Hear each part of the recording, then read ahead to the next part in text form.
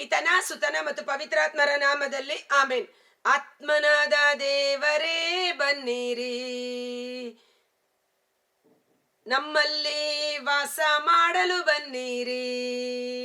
ಆತ್ಮನಾದ ದೇವರೇ ಬನ್ನಿರಿ, ನಮ್ಮಲ್ಲಿ ವಾಸ ಮಾಡ ಬನ್ನಿರಿ. ದಾಹದಿಂದ ನಿಮ್ಮನ್ನು ಬೇಡುವೆವು, ಸ್ವರ್ಗದಿಂದ ಇಳಿದು ನೀವು ಬನ್ನಿರಿ. ಆತ್ಮನಾದ ದೇವರೇ ಬನ್ನಿರಿ, ನಮ್ಮೊಳಗೆ ವಾಸ ಮಾಡಲು ಬನ್ನಿರಿ. ವಾಕ್ಯವಾದ ಯೇಸುವೇ ಬನ್ನಿರಿ, ನಮ್ಮೊಳಗೆ ವಾಸ ಮಾಡಲು ಬನ್ನಿರಿ. ಪ್ರಭು ಕ್ರಿಸ್ತರಲ್ಲಿ ಆತ್ಮೀಯ ಸಹೋದರ ಸಹೋದರಿಯರೇ, ಈ ದಿನದ ಮುಂಜಾನೆಯ ಜೀವಸ್ವರ ಪ್ರಕಟಣಾ ಗ್ರಂಥ 3ನೇ ಅಧ್ಯಾಯ ವಚನ 20.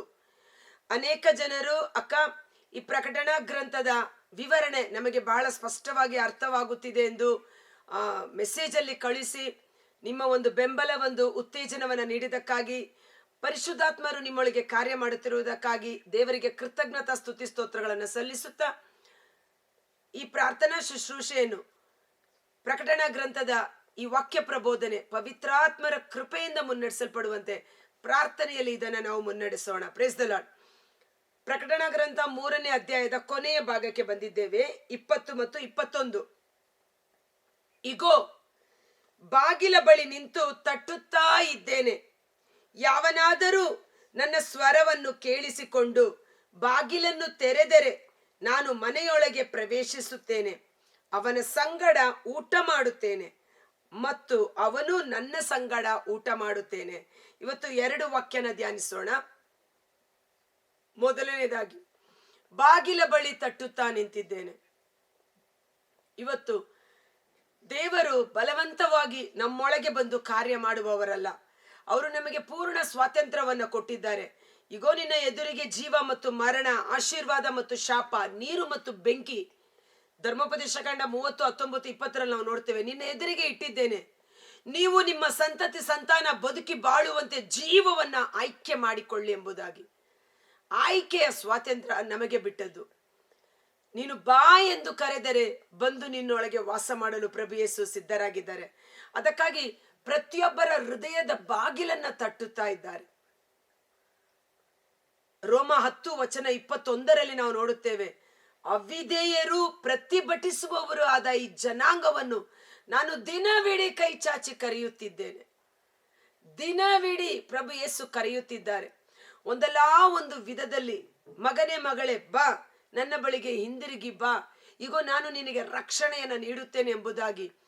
ಅವಿಧೇಯರು ಪ್ರತಿಭಟಿಸುವವರಾದ ಈ ಜನಾಂಗವನ್ನು ದಿನವಿಡೀ ನಾನು ಕೈಚಾಚಿ ಕರೆದೆ ಎಂಬುದಾಗಿ. ಯಾರು ಯೇಸುವೇ ನನ್ನೊಳಗೆ ಬನ್ನಿ ಎಂದು ಯೇಸುವನ್ನ ಸ್ವೀಕರಿಸಿಕೊಳ್ಳುತ್ತಾರೋ ಅವರೊಳಗೆ ಯೇಸು ಬಂದು ವಾಸ ಮಾಡಲು ಪ್ರಾರಂಭ ಮಾಡುತ್ತಾರೆ. ಇದಕ್ಕೆ ದೇವರ ಕೃಪೆ ಬಹಳ ಬಹಳ ಮುಖ್ಯ. ಪ್ರಿಯ ಸಹೋದರ ಸಹೋದರಿಯರೇ, 1 ಕೊರಿಂಥ 12:3 ಸಂತ ಪೌಲರು ಹೇಳುತ್ತಾರೆ, ಪವಿತ್ರಾತ್ಮರ ಪ್ರೇರೇಪಣೆ ಇಲ್ಲದೆ, ಪವಿತ್ರಾತ್ಮರ ಕೃಪೆ ಇಲ್ಲದೆ ಯಾವಾತನು ಯೇಸುವೆ ನನ್ನ ಪ್ರಭು ಎಂದು ಒಪ್ಪಿಕೊಳ್ಳಲಾರನು. ಯೇಸುವನ್ನ ಸ್ವೀಕರಿಸಲು ನಮಗೆ ಸಹಾಯ ಮಾಡುವ ನಿತ್ಯ ಸಹಾಯಕರು ಪರಿಶುದ್ಧಾತ್ಮರಾಗಿದ್ದಾರೆ. ಅವರ ಕೃಪೆಯಿಂದಲೇ ನಾವು ಯೇಸುವನ್ನ ಅರಿತುಕೊಳ್ಳಲು, ಯೇಸುವನ್ನ ಸ್ವೀಕರಿಸಲು ನಮಗೆ ಸಾಧ್ಯವಾಗುತ್ತದೆ. ಯೇಸುವನ್ನ ಶಿಲುಬೆಗೆ ಜಡಿಯುವಾಗ ಬಲಗಡೆ ಒಬ್ಬ ಕಳ್ಳ, ಎಡಗಡೆ ಒಬ್ಬ ಕಳ್ಳ, ಇಬ್ಬರು ಕಳ್ಳರು, ಇಬ್ಬರು ಜೀವಮಾನವಿಡೀ ಕೆಟ್ಟ ಕೆಲಸಗಳನ್ನ ಮಾಡಿರುವವರೇ. ಆದರೆ ಯಾರ ಮೇಲೆ ನಾನು ದಯೆ ತೋರಲು ಮನಸ್ಸಿದೆಯೋ ಅವರ ಮೇಲೆ ದಯೆ ತೋರುವೆನು, ಯಾರ ಮೇಲೆ ಕರುಣೆ ತೋರಲು ನನಗೆ ಮನಸ್ಸಿದೆಯೋ ಅವರ ಮೇಲೆ ಕರುಣೆ ತೋರುವೆನೆಂದು ದೇವರ ಕರುಣೆಗೆ ಪಾತ್ರರಾದವರು ಆ ಒಳ್ಳೆಯ ಕಳ್ಳ. ಇಬ್ಬರೂ ಪಕ್ಕದಲ್ಲೇ ಇದ್ದಾರೆ, ಅವರ ಮಧ್ಯೆ ರಕ್ಷಕನಿದ್ದಾರೆ. ಯೇಸುವೇ ಎಂದು ಕರೆದಿದ್ದರೆ ಇಬ್ಬರು ಪರಂಧಾಮವನ್ನ ಸೇರುತ್ತಿದ್ದರು.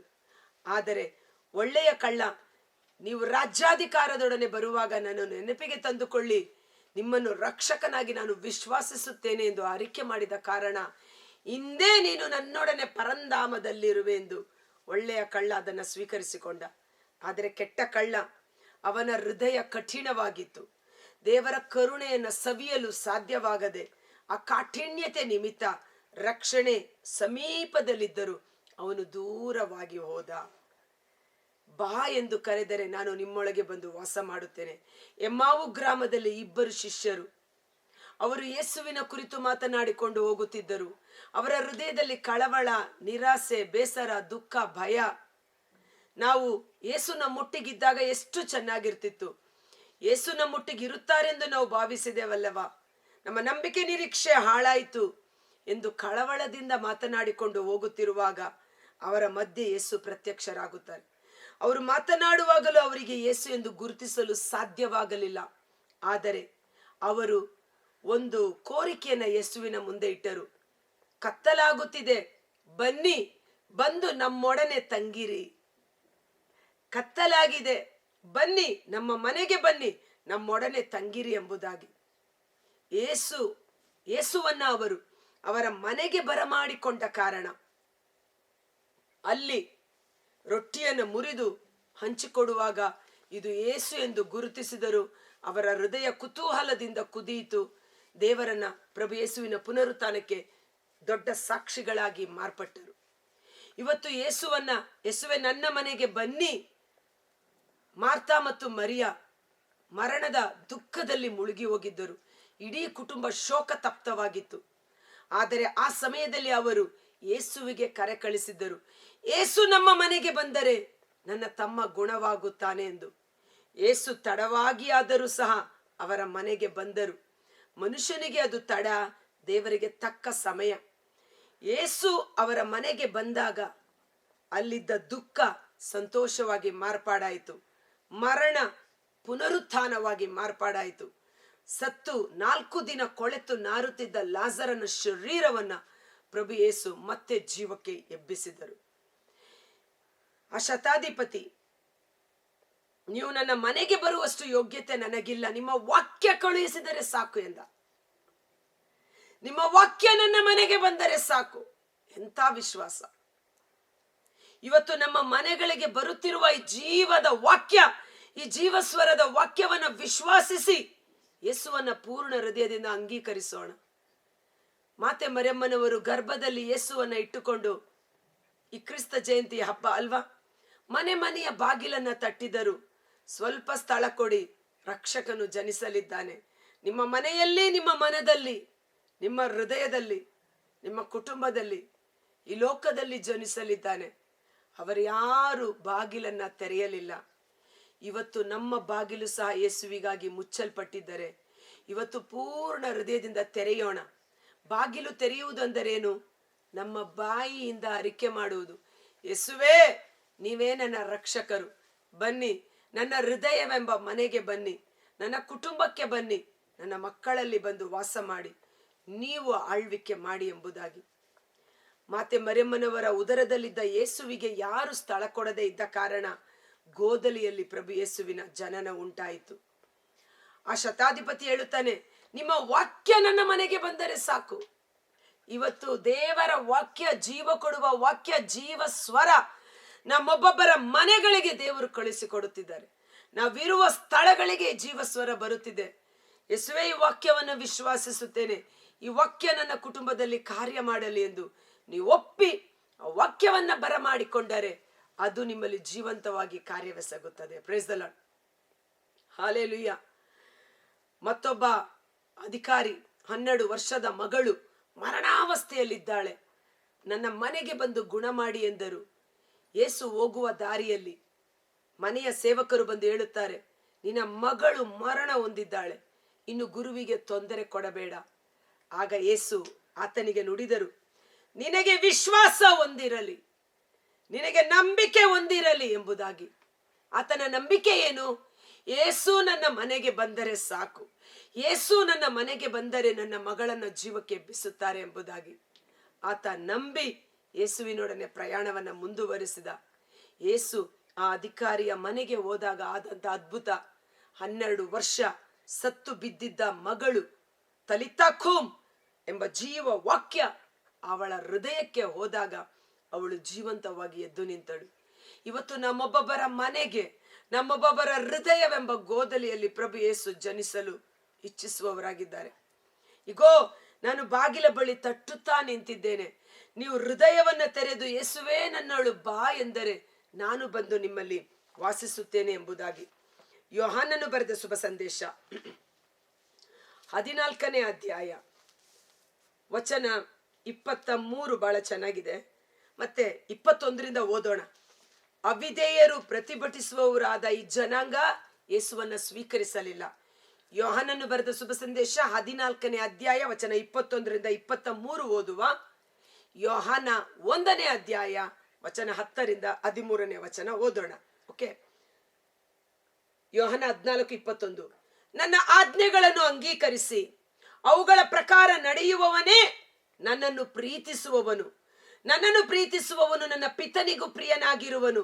ನಾನು ಅವನನ್ನು ಪ್ರೀತಿಸಿ ನನ್ನನ್ನೇ ಅವನಿಗೆ ಸಾಕ್ಷಾತ್ಕರಿಸಿಕೊಡುವೆನು. ಸಾಕ್ಷಾತ್ಕರಿಸಿಕೊಡುವುದೆಂದರೇನು? ನನ್ನನ್ನೇ ಅವನಿಗೆ ನಾನು ತೋರ್ಪಡಿಸುವೆನು, ಬಹಿರಂಗಗೊಳಿಸುವೆನು. ನನ್ನ ವಾಕ್ಯಕ್ಕೆ ವಿಧೇಯನಾಗಿ ಜೀವಿಸಿದರೆ, ಯೇಸುವನ್ನ ಪ್ರೀತಿಸಿದರೆ, ಯೇಸುವನ್ನ ನೋಡಬೇಕೆಂಬ ದಾಹವಿದ್ದರೆ ಯೇಸು ತನ್ನನ್ನೇ ಅವರಿಗೆ ಸಾಕ್ಷಾತ್ಕರಿಸುತ್ತಾರೆ, ಪ್ರತ್ಯಕ್ಷಗೊಳಿಸುತ್ತಾರೆ ಎಂಬುದಾಗಿ. ಆಗ ಯೂದನು, ಪ್ರಭು, ನೀವು ಈ ಲೋಕಕ್ಕೆ ನಿಮ್ಮನ್ನು ಸಾಕ್ಷಾತ್ಕರಿಸಿಕೊಳ್ಳದೆ ನಮಗೆ ಮಾತ್ರ ಸಾಕ್ಷಾತ್ಕರಿಸಿಕೊಳ್ಳುತ್ತೀರಲ್ಲ, ಏಕೆ ಎಂದು ಕೇಳಿದನು. ನಾನು ಹೇಳಿಲ್ವಾ, ಯೇಸು ಬಲವಂತವಾಗಿ ಕಾರ್ಯ ಮಾಡುವುದಿಲ್ಲ, ಸ್ವಾತಂತ್ರ್ಯವನ್ನ ಕೊಟ್ಟಿದ್ದಾರೆ. ಇಲ್ಲದಿದ್ದರೆ ಕ್ಷಣ ಮಾತ್ರದಲ್ಲಿ ಯೇಸು ನಾನೇ ರಕ್ಷಕ ಎಂದು ಇಡೀ ಲೋಕದ ಜನರನ್ನ ಪರಿವರ್ತನೆ ಮಾಡಬಹುದಾಗಿತ್ತು. ಆದರೆ ನಾವು ಸಾರುತ್ತಿರುವ ಈ ಶಿಲುಬೆಯ ಸಂದೇಶ ಹುಚ್ಚುತನವೆಂಬ ಈ ಸಂದೇಶವನ್ನ ಯಾರು ನಂಬುತ್ತಾರೋ ಅವರನ್ನ ರಕ್ಷಣೆ ಮಾಡುವುದು ದೇವರ ಚಿತ್ತವಾಗಿದೆ. ಲೋಕ ಅವರನ್ನು ಕಂಡುಕೊಳ್ಳಲು ಸಾಧ್ಯವಿಲ್ಲ. ಲೋಕಕ್ಕೆ ಅವರು ಸಾಕ್ಷಾತ್ಕರಿಸಿಕೊಳ್ಳುವುದಿಲ್ಲ.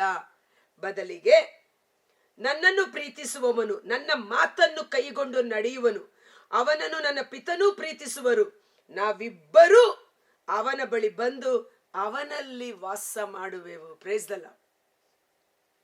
ಪವಿತ್ರಾತ್ಮರ ಕೃಪೆಯಿಂದಲೂ ದೇವರ ಕರುಣೆಯಿಂದಲೂ, ದೇವರ ಕರುಣೆಗೆ ಪಾತ್ರರಾದವರು, ಯೇಸುವೇ ನನ್ನ ರಕ್ಷಕ, ಯೇಸುವೇ ನನ್ನೊಳು ಬಂದು ವಾಸ ಮಾಡು, ನಿಮ್ಮ ವಾಕ್ಯದಂತೆ ಜೀವಿಸಲು ಕೃಪೆ ನೀಡು, ಯೇಸುವೇ ನಾನು ನಿಮ್ಮನ್ನು ಪ್ರೀತಿಸುತ್ತೇನೆ ಎಂದು ಹೇಳುವಾಗ ನಾನು ಮತ್ತು ನನ್ನ ತಂದೆ ಆತನ ಹೃದಯದಲ್ಲಿ ಬಂದು ವಾಸ ಮಾಡುವೆವು. ಪಿತಾ ಮತ್ತು ಸುತ ಬಂದ ಮೇಲೆ ಪವಿತ್ರಾತ್ಮರು ಅವರೊಟ್ಟಿಗೆ ಬಂದು ವಾಸ ಮಾಡುವವರಾಗಿರುತ್ತಾರೆ. ಯೋಹಾನನು ಬರೆದ ಶುಭ ಸಂದೇಶ 1ನೇ ಅಧ್ಯಾಯ. ಅವರು ತಮ್ಮ ಸ್ವದೇಶಕ್ಕೆ, 10ನೇ ವಚನ ತುಂಬಾ ಚೆನ್ನಾಗಿದೆ. ದಿವ್ಯವಾಣಿ ಲೋಕದಲ್ಲಿ ಇದ್ದರು, ವಾಕ್ಯವಾದಾತನು ಮನುಷ್ಯನಾಗಿ ಈ ಲೋಕದಲ್ಲಿ ಜೀವಿಸಿದರು, ಈಗಲೂ ನಮ್ಮ ಮಧ್ಯದಲ್ಲಿ ಇದ್ದಾರೆ. ಆಗ ಶರೀರ ರೂಪದಲ್ಲಿ ಬಂದ ಯೇಸು, ಪಾಪ ಪರಿಹಾರ ಮಾಡಿ ಮೃತ್ಯುಂಜಯರಾದ ಯೇಸು ಈಗ ನಮ್ಮ ಮಧ್ಯದಲ್ಲಿ ವಾಕ್ಯ ರೂಪದಲ್ಲಿದ್ದಾರೆ. ದಿವ್ಯವಾಣಿ ಲೋಕದಲ್ಲಿ ಇದ್ದರೂ ಈಗಲೂ ಇದ್ದಾರೆ. ನಿನ್ನೆ, ಇಂದು, ನಾಳೆ, ಎಂದೆಂದು ದೇವರ ವಾಕ್ಯ ಒಂದೇ ಆಗಿದೆ. ಅವರ ಮುಖಾಂತರವೇ ಲೋಕವು ಉಂಟಾಯಿತು, ಲೋಕವಾದರೂ ಅವರನ್ನು ಅರಿತುಕೊಳ್ಳದೆ ಹೋಯಿತು. ಅದಕ್ಕೆ ನಾನು ಹೇಳಿದು, ಲೋಕ ತನ್ನ ಸ್ವಂತ ಜ್ಞಾನದಿಂದ, ತನ್ನ ಸ್ವಂತ ಬಲದಿಂದ ರಕ್ಷಕನನ್ನು ಅರಿತುಕೊಳ್ಳಲು ಸಾಧ್ಯವಿಲ್ಲ. ದೊಡ್ಡ ದೊಡ್ಡ ಜ್ಞಾನಿಗಳಿಗೆ, ಮೇಧಾವಿಗಳಿಗೆ ಮರೆಮಾಡಿ ಕೂಸಿನಂತವರಿಗೆ, ಮಕ್ಕಳಂತವರಿಗೆ ದೇವರು ಇದನ್ನು ಶ್ರುತಪಡಿಸಿದರು. ಇವತ್ತು ನಾವು ಭಾಗ್ಯವಂತರು. ರಕ್ಷಕನಾದ ಯೇಸುವನ್ನು ಅರಿತುಕೊಂಡಿರುವ ನಾವು ಭಾಗ್ಯವಂತರು. ನನ್ನ ಯೇಸು ನನ್ನ ರಕ್ಷಕ, ಆಮೇನ್. ನನ್ನ ಕುಟುಂಬದ ರಕ್ಷಕ, ಆಮೇನ್ ಎಂದು ಟೈಪ್ ಮಾಡೋಣ. ಲೋಕ ಅವರನ್ನು ಅರಿತುಕೊಳ್ಳದೆ ಹೋಯಿತು. ಅವರು ಸ್ವದೇಶಕ್ಕೆ ಬಂದರು, ಸ್ವಜನರೇ ಅವರನ್ನು ಬರಮಾಡಿಕೊಳ್ಳದೆ ಹೋದರು. ಕೆಲವರಾದರೋ ಅವರನ್ನು ಬರಮಾಡಿಕೊಂಡರು. ಬನ್ನಿ ಯೇಸುವೆ, ನಾವು ನಿಮ್ಮನ್ನು ನಂಬುತ್ತೇವೆ. ಆ ಸಮಾರತಿ ಹೆಂಗಸು, ನೀವೇ ಅಭಿಷಕ್ತನಾದ ಲೋಕೋದ್ಧಾರಕ ಎಂದು ನಂಬಿದಳು. ಆ ಹುಟ್ಟು ಕುರುಡರಿಗೆ ತನ್ನನ್ನೇ ಸಾಕ್ಷಾತ್ಕರಿಸಿಕೊಂಡಾಗ ಯೇಸುವೇ ನಾನು ನಂಬುತ್ತೇನೆ ಎಂದು ಹೇಳಿದರು ಅಲ್ವಾ. ಅಂದರೆ ಅವರಲ್ಲಿ ವಿಶ್ವಾಸವಿಟ್ಟವರಿಗೆ ದೇವರ ಮಕ್ಕಳಾಗುವ ಹಕ್ಕನ್ನು ಕೊಟ್ಟರು. ಅಂತವರ ಜನನ ರಕ್ತ ಸಂಬಂಧದಿಂದಲ್ಲ, ಶಾರೀರಿಕ ಇಚ್ಛೆಯಿಂದಲ್ಲ, ಮಾನವ ಸಹಜ ಬಯಕೆಯಿಂದಲೂ ಅಲ್ಲ, ದೇವರಿಂದಲೇ ಆದುದು. ಇವತ್ತು ಯೇಸುವನ್ನ ರಕ್ಷಕನನ್ನಾಗಿ ಪಡೆದುಕೊಂಡಿರುವ ನಾವು ಭಾಗ್ಯವಂತರು. ದೊಡ್ಡ ದೊಡ್ಡ ಜ್ಞಾನಿಗಳಿಗೂ ಮೇಧಾವಿಗಳಿಗೂ ಈ ರಹಸ್ಯ ಮರೆಯಾಗಿದೆ. ಕೂಸುಗಳಂತಿರುವ, ಮಕ್ಕಳಂತಿರುವ ಪಾಪಿಷ್ಟರಾಗಿದ್ದ ನಮ್ಮ ಮೇಲೆ ದೇವರ ಅಪಾರ ಕರುಣೆಯ ನಿಮಿತ್ತ ಯೇಸುವನ್ನ ಸ್ವೀಕರಿಸುವ ಕೃಪೆಯನ್ನು ನಮಗೆ ನೀಡಿದ್ದಾರೆ. ಒಂದು ಕ್ಷಣ ಕಾಲ ನಾವು ಕಣ್ಗಳನ್ನು ಮುಚ್ಚೋಣ. ಕರ್ತರಾದ ಯೇಸುವೇ, ಮುಂಜಾನೆ ಜೀವ ಸ್ವರವನ್ನು ಆಲಿಸುತ್ತಿರುವ ಪ್ರತಿಯೊಬ್ಬ ಸಹೋದರ ಸಹೋದರಿ ಅವರ ಕುಟುಂಬಗಳನ್ನು ನಿಮ್ಮ ಬಲಾಢ್ಯವಾದ ಗಾಯಗೊಂಡ ಕರಗಳಿಗೆ ಸಮರ್ಪಿಸುತ್ತೇನೆ. ಈಗೋ ಹೃದಯ ಎಂಬ ಬಾಗಿಲ ಬಳಿ ತಟ್ಟುತ್ತಾ ನಿಂತಿದ್ದೇನೆ.